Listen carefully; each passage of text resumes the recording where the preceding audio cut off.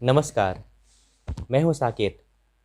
आज हम लोग जिस फार्मूला के बारे में जिक्र करने जा रहे हैं, इस फार्मूले को डॉक्टर राकेश भटनागर साहब ने डिज़ाइन किया है। डॉक्टर राकेश भटनागर साहब ये महात्मा गांधी लीडरशिप अवार्ड से सम्मानित है, जिसे ब्रिटिश पार्लियामेंट ऑफ लंदन ने दिया है।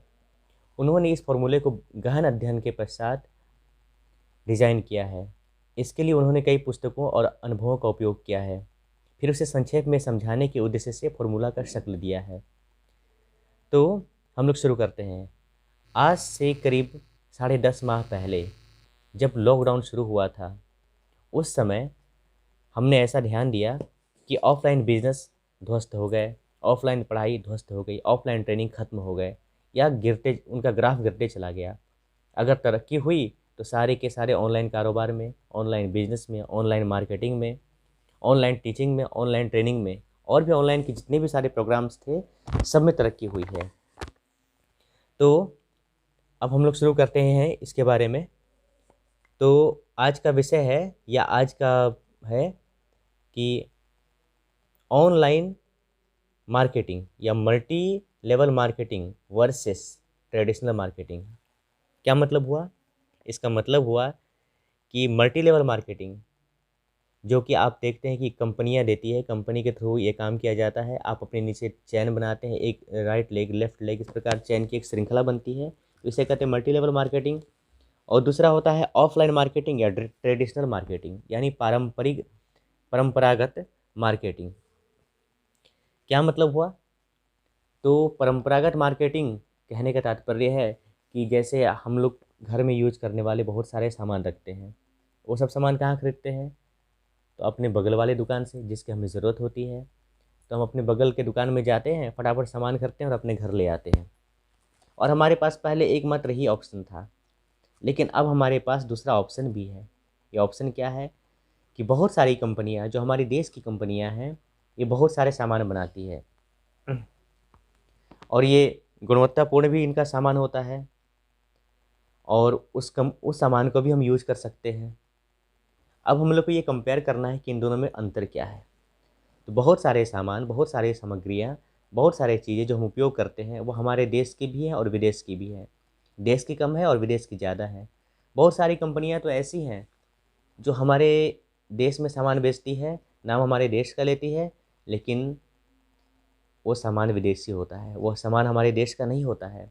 वह कंपनियाँ हमसे लाखों करोड़ों गुना प्रॉफिट करती है। जिस समय वो आई थी, उस समय अगर यदि उनका कारोबार अगर 1,000 रुपये से प्रारंभ हुआ था, आज की तारीख में उनका कारोबार हज़ारों करोड़ में तब्दील हो चुका है। तो इस प्रकार हम ये कह सकते हैं कि जब वो आई थी, अगर आज से 50 साल या 100 साल पहले आई थी, अभी वो कंपनियाँ उसके 100 गुना अधिक वो हमारे यहाँ से ले जा चुकी हैं। और बहुत सारी कंपनियाँ तो ऐसी हैं कि उनके प्रोडक्ट की लागत होती है 2 रुपये, तो हमसे 20 रुपये लेती है। कारण क्या है? अपने एडवर्टाइजिंग में उनका खर्च होता है, मार्केटिंग में खर्च होता है, पेपर में बड़े-बड़े अक्षरों में लिखा जाता है, बैनर में उनका खर्च होता है, होर्डिंग्स में खर्च होता है, बड़े-बड़े स्टार्स खर्च में को उनको पैसा देना पड़ता है, जिसकी वजह से इनकी कीमत, इनके ब्रांड की, इनके सामान की कीमत बढ़ती चली जाती है।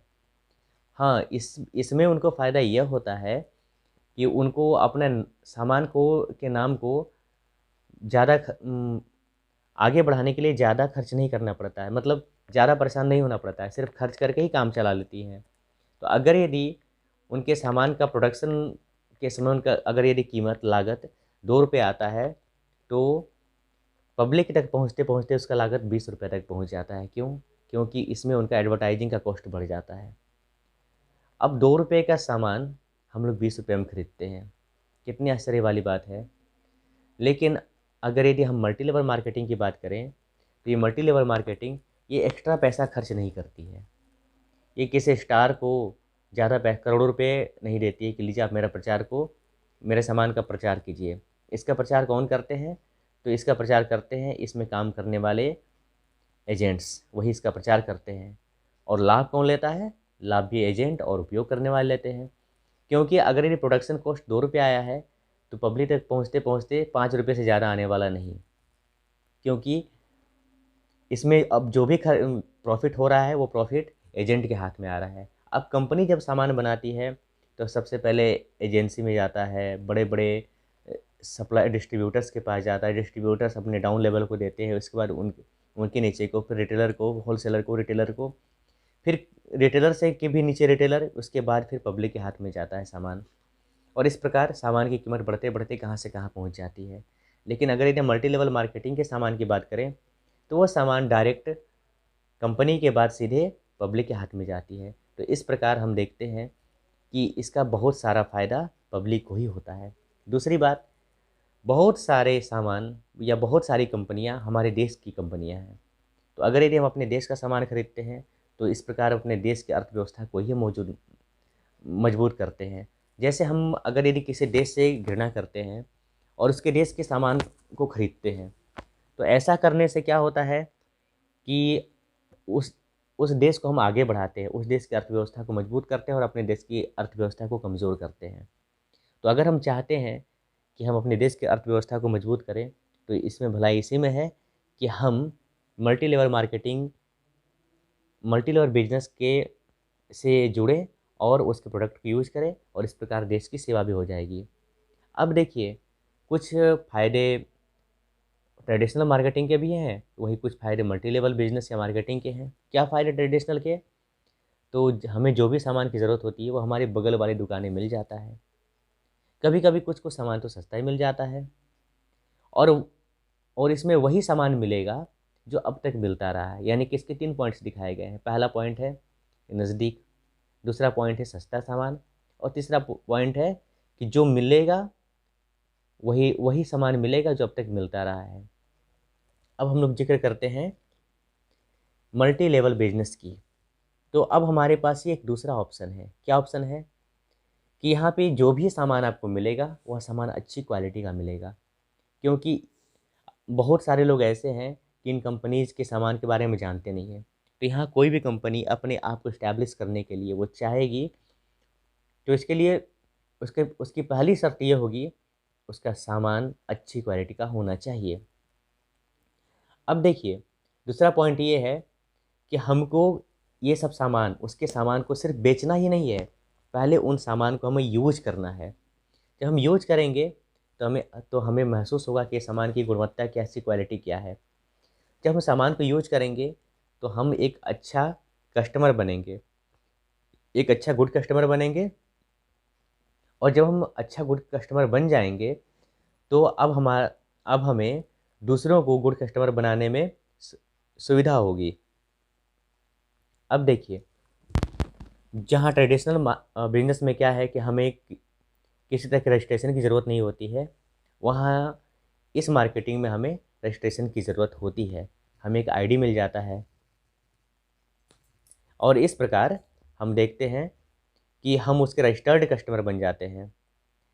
अब देखिए, हमारे देश के लिए चीज़ बहुत पुरानी नहीं है, अभी नई ही इसे कहेंगे। लेकिन जहाँ विदेश का प्रश्न है तो विदेश के लिए चीज़ें बहुत पुरानी हो चुकी है। इस बिज़नेस की खास बात यह है कि इसमें आपको इन्वेस्टमेंट बिल्कुल भी नहीं करना पड़ता है। किसी भी प्रकार का कोई भी खर्च नहीं लगता है। आप ज़ीरो से स्टार्ट करते हैं और बहुत सारे लोग करोड़पति हुए हैं। अगर यदि पूछा जाए कि ज़ीरो से स्टार्ट करने वाला कम समय में करोड़पति बनने वाला और उनकी संख्या किस बिज़नेस में ज़्यादा है, तो इसका उत्तर एक यही आएगा कि जो भी मल्टी लेवल मार्केटिंग करते हैं, मल्टी लेवल बिज़नेस करते हैं, उन्हीं की संख्या ज़्यादा आएगी। अब जहाँ ट्रेडिशनल बिज़नेस की बात करें तो वहाँ पे हमारे एक फ़िक्स टाइम रहेगा कि हमें 9 बजे दुकान खोलना है तो 9 बजे बंद करना है। हमारा जब सामान घटेगा तो हमें मार्केट से सामान लाना है। हमारे रिपीटेड कस्टमर से रहेंगे। नए कस्टमर्स आने की बहुत स्थान पे नए-नए कस्टमर्स आने के चांसेस भी कम हो जाते हैं। फिर हमारा एरिया भी सीमित हो जाता है, हमारे प्रोडक्ट्स भी सीमित हो जाते हैं।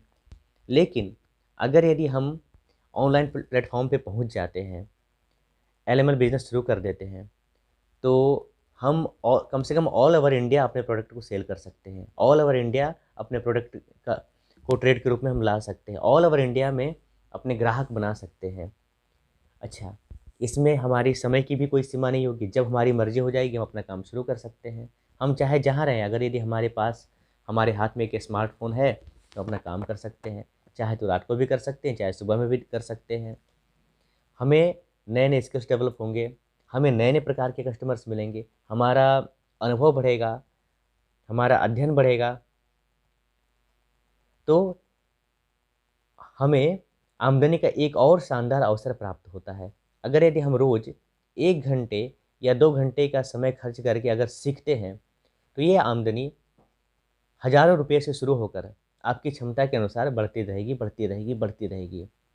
और अब रही बात रॉयल्टी की, तो रॉयल्टी ये है कि हम कुछ ऐसा काम करते हैं जो हमारे मरने के पश्चात, हमारी मृत्यु के पश्चात हमारी पीढ़ी को मिलता रहे। तो अब तक हमारे देश में सिर्फ 3 लोगों को मिलता है।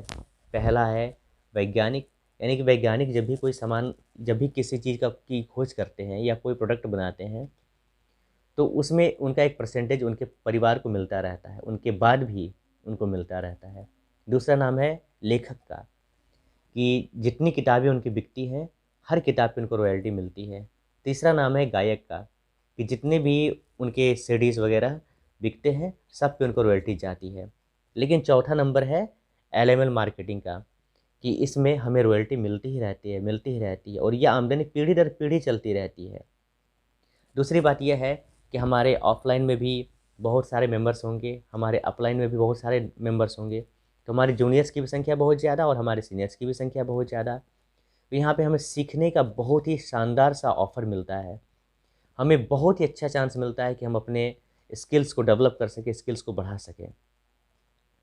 और एक बात तो और भी है कि हमारे अपलाइंस हमें हमेशा आगे बढ़ने में मदद करते हैं। हमारे ऑफलाइंस का भी हमें बहुत ज़्यादा कोऑपरेशन मिलता है।